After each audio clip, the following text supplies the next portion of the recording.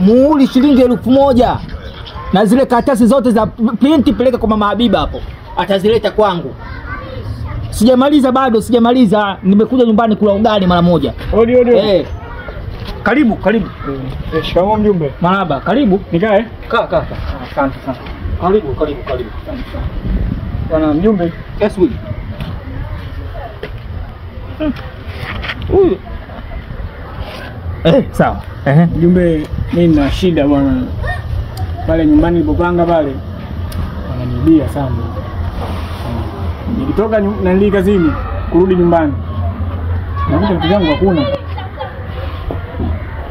Na kuna mtoto anamuona mwizi ambaye anaiba ni mpangaji mwenzangu.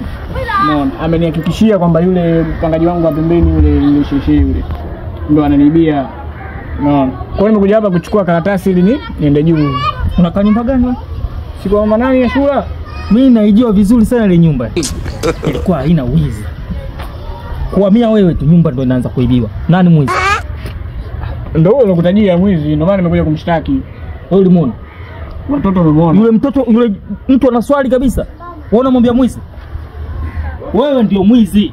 Na mimi nakwambia kabisa, naandika barua kata naenda na kufunga. Unakuaje? Mimi nitakufunga wewe. Sasa mimi ndo nimeshtaki, unifungaje? Kushtaki vipi wakati wewe ndo mwizi? Ile nyumba haina wizi. Mimi naijua kabisa.